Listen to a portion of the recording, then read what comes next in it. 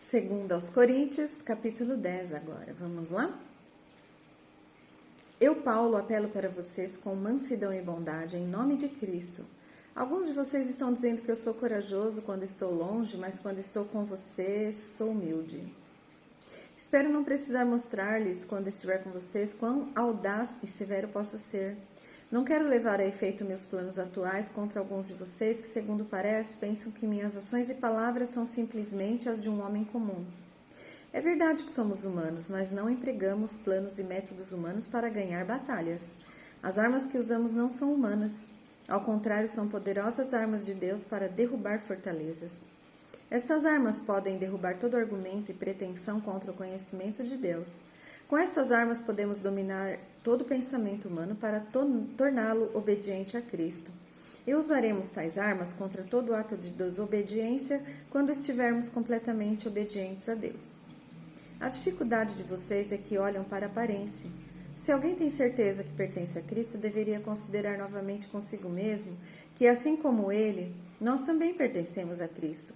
Eu posso dar a ideia de que estou alardeando mais do que devia a minha autoridade sobre vocês, a autoridade que o Senhor me deu para ajudá-los e não para prejudicá-los, porém eu demonstrarei cada afirmação que fiz. Digo isto a fim de que vocês não pensem que eu estou querendo amedrontá-los quando os repreendo em minhas cartas. Não se incomodem com as cartas dele, dizem alguns. Ele parece importante, mas é só aparência. Quando ele vier aqui, vocês verão que ele é tímido e sua palavra é desprezível. Que essas pessoas saibam que aquilo que somos em carta quando estamos ausentes, seremos em atos quando estivermos presentes. Não se preocupem, eu não me atreveria a dizer que sou tão admirável como esses outros homens que vivem dizendo-lhes como são bons. A dificuldade deles é que só se comparam uns aos outros, medindo-se pelos seus próprios conceitos mesquinhos. Mas nós não nos gloriaremos além do limite apropriado. Nosso objetivo é estar à altura do plano de Deus para nós, e este plano inclui o nosso trabalho com vocês.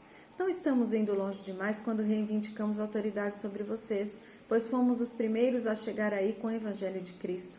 Não é que estejamos procurando exigir para nós o mérito pela obra que o outro tenha realizado entre vocês. Em vez disso, esperamos que cresça a fé que vocês têm e que ainda, dentro dos limites estabelecidos para nós, a nossa obra entre vocês seja grandemente aumentada.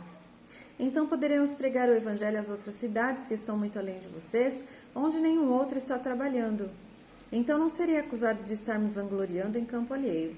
Como dizem as Escrituras, se alguém vai gloriar-se, que se glorie no Senhor.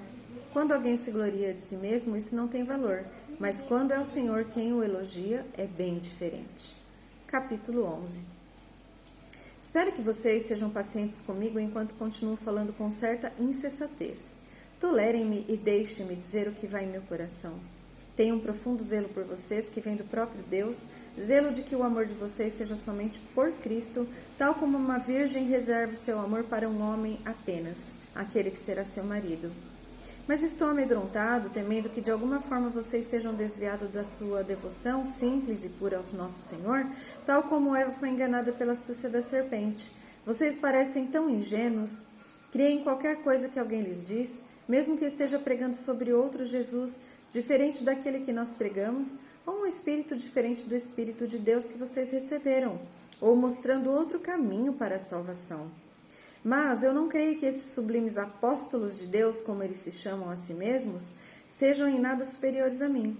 Se eu sou um pregador fraco, pelo menos conheço aquilo de que estou falando, como penso que vocês agora já perceberam, pois nós o temos provado repetidamente. Será que fiz mal quando me rebaixei e fiz com que vocês me menosprezassem, só porque lhes preguei o Evangelho de Deus sem cobrar-lhes coisa alguma? Enquanto trabalhava com vocês, fui sustentado por outras igrejas, recebendo aquilo que me enviaram. Por assim dizer, eu estava privando outras igrejas para ajudá-los. Eu precisava e estava servindo vocês sem custar-lhes nada. E quando acabou o sustento, eu comecei a passar necessidade. Mesmo assim, não lhes pedi coisa alguma, pois os irmãos da Macedônia trouxeram-me outra oferta. Fiz tudo para não ser pesado a vocês e continuarei agindo assim. Tão certo como a verdade de Cristo está em mim, eu contarei isso a todo mundo lá na Acaia. Por quê? Porque não os amo? Deus sabe que os amo. Mas eu farei isso a fim de tirar a oportunidade daqueles que se gabam de estarem fazendo a obra divina do mesmo modo que nós. Deus jamais enviou tais homens. Eles são fingidos, enganaram vocês, fazendo-se passar por apóstolos de Cristo. Ainda assim não estou surpreendido, pois o próprio Satanás pode transformar-se num anjo de luz. Portanto, não é de admirar que os seus servos possam fazer o mesmo, fingindo ser ministros de Deus. No fim, eles receberão todo o castigo que suas obras malignas merecem. Se estou argumentando de novo com vocês, não pense que eu perdi o juízo por lhes falar assim. Porém, mesmo que eu perdesse, ouçam-me de qualquer maneira como um desajuizado para que eu tenha alguma coisa com que me orgulhar. Não é segundo o Senhor que me vanglorio assim, porque eu estou agindo como um insensato. Visto que existem tantas pessoas que se orgulham por motivos humanos, eu também me orgulharei. Vocês que são tão sábios ainda ouvem com boa vontade esses insensatos e nem se incomodam quando eles os fazem de escravos, tirando tudo quanto vocês têm, aproveitando-se de vocês, contando vantagem e ferindo-os no rosto. Sinto vergonha de dizer que não são tão forte ou ousado assim. Todavia, qualquer coisa de que eles se atrevem a vangloriar-se, estou falando de novo como insensato, eu também me atrevo. Eles se vangloriam de ser hebreus, não é? Ora, eu também sou. E eles dizem que são israelitas, eu também sou. E eles são descendentes de Abraão, pois eu também sou. Eles dizem que servem a Cristo, mas eu o tenho servido muito mais. Será que enlouqueci para me vangloriar desse jeito? Tenho trabalhado mais arduamente, tenho sido posto na prisão mais vezes, chicoteado mais severamente. Tenho enfrentado a morte muitas vezes. Em 5 ocasiões diferentes, os judeus aplicaram-me seu terrível castigo de 39 chibatadas. Apanhei de vara 3 vezes. Fui apedrejado 1 vez. 3 vezes sofri naufrágio. Numa ocasião, fiquei exposto em alto mar a noite inteira e durante todo o dia seguinte. Tenho viajado muito e estado frequentemente em grandes perigos nos rios, perigos por causa de salteadores e perigos por causa do meu próprio povo, os judeus, assim como nas mãos dos gentios. Enfrentei grandes perigos nas cidades, no deserto, no mar, perigos por causa de falsos irmãos. Tenho trabalhado arduamente e experimentado cansaço, muitas vezes fiquei noites sem dormir. Tenho passado fome e sede e muitas vezes ficado em jejum. E muitas vezes suportei o frio sem roupa suficiente para me agasalhar.